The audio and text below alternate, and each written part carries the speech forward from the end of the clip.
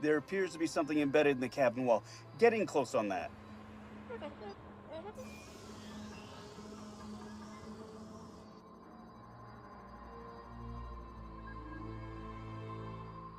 It's a fragment of beskar alloy. Are you saying that Moff Gideon was taken by Mandalorians?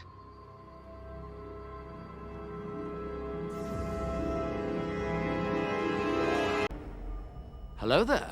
This is where the fun begins. With The Mandalorian Season 3, Episode 5 in its conclusion finally giving us an in-canon explanation to what happened to Moff Gideon since the events of The Mandalorian Season 2 finale, and having been arrested by the New Republic Cara Dune, what is exactly going on here, and what might actually be set up here for the future of The Mandalorian Season 3 is what we're going to be discussing in this video. There are a couple of different theories that have been floating around that I'd like to discuss in this video, so stay tuned for that. We learned towards the end of The Mandalorian Season 3, Episode 5, as I had just played the clip there, we have Carson Teva who flies upon an abandoned Imperial shuttle, but however has been used by the New Republic to transport prisoners. And so, as we learn in that scene, Carson Teva finds the remains of beskar alloy that is embedded into the walls of the ship that Gideon had been transported in. And this of course could mean a number of things, but what we are told in that scene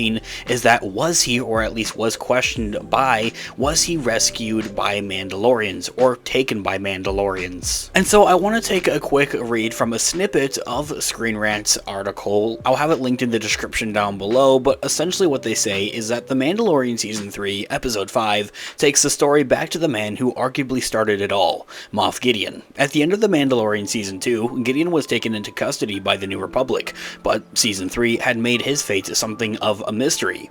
Chapter 21, the latest episode of The Mandalorian, titled The Pirate, finally confirms that Gideon has escaped from the New Republic. And though this itself is not entirely surprising, of course, it's something that would be taken, what was shocking is what was found at the scene of his escape.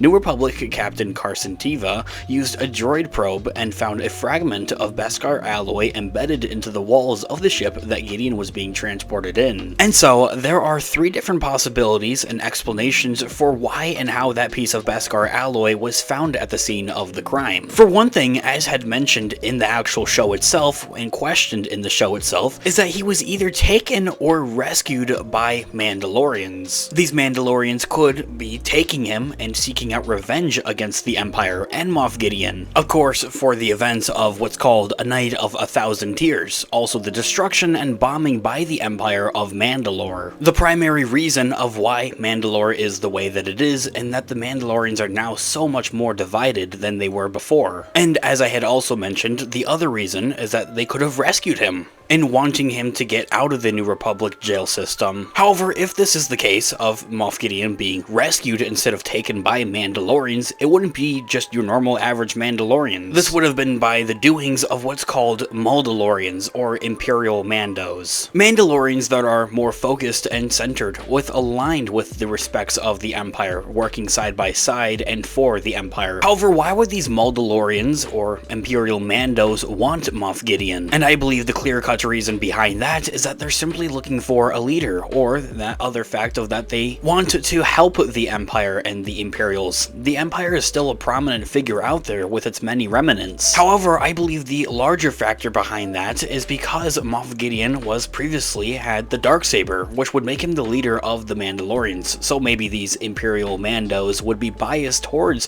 Moff Gideon and thinking that he would still be the rightful owner of the Darksaber and the leader of the Mandalorians. What I find interesting from ScreenRant.com in their article, as I had mentioned, I have it linked in the description down below for you guys to check out down there as well, is that they read that there are three possible explanations for why that piece of beskar alloy was found at the scene of the crime. The most obvious explanation is that a group of Mandalorians broke him free, presumably to hold him accountable for his crimes against the Mandalorians, with the purge of the Mandalorians and the Nights of 1,000 Tears.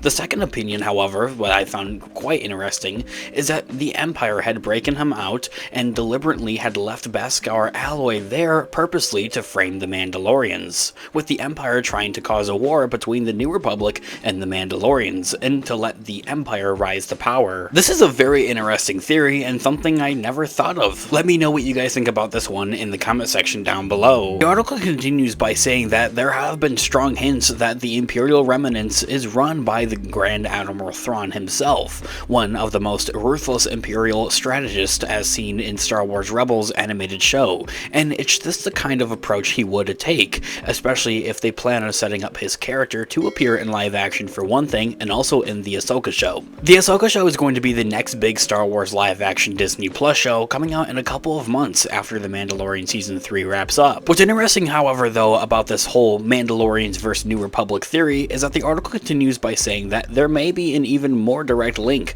though it's possible that the Empire has already established itself on Mandalore, taking claim of it. This would explain why the Empire spreads lies that the entire planet was poisoned and uninhabitable. And with that, it would also be the perfect hiding place given the electromagnetic distortions caused by the Purge, meaning that the planet cannot be scanned. It's the perfect hiding place, and would further explain why the Empire had attacked Bo-Katan's castle as soon as she had left it to visit her homeworld of Mandalore and had learned that Mandalore after all is habitable. Now there's one last theory that I'd like to discuss here about who might have taken Moff Gideon, or had rescued him presumably, and it's one that not a lot of Star Wars fans out there are discussing or talking about all that much. And surely it is more, I think, logical to a point and makes more sense. It really definitely isn't as cool as having Mandalorians or these Imperial Mandos being the ones that had rescued him, and having him join up with Imperial Mandos in the future seasons and episodes of The Mandalorian I think would be really cool, but that other theory I think could be Dark Troopers. Dark Troopers as seen in The Mandalorian Season 2 finale are actually made out of beskar, hence why Luke Skywalker was the one that had to come and save the day, and nobody else could take them down. It's also worth noting that the Dark Troopers are made out of, well, scraps and pieces of beskar, something that's easy to chafe off and fall off compared to Mandalorian armor. So could it be Dark Troopers after all instead of Mandalorians? Let me know what you guys think about that one in the comment section down below. Overall, there's many different ways and theories that this really overall could take and go, however, only time will tell of the true explanation of for who had rescued and taken Moff Gideon, although for the time being, the in-canon answer for that, as learned and seen in The Mandalorian Season 3 Episode 5, would have been other Mandalorians. Of course, I would love to hear all of your thoughts and opinions in the comment section down below. Who do you think might have rescued Moff Gideon? Was it Imperial Mandos / Mandalorians? Was it more peaceful Mandalorians that were of course against the Empire and wanting revenge and holding somebody accountable for the Night of 1,000 Tears and for the Purge of Mandalore? Or could have it been simply Dark Troopers? Or maybe was it the Empire trying to frame Mandalorians? I would love to hear all of your thoughts and opinions in the comment section down below. And of course, until next time, I'll catch you guys in the next one. Have a great one, guys. May the Force be with you as always. Peace out.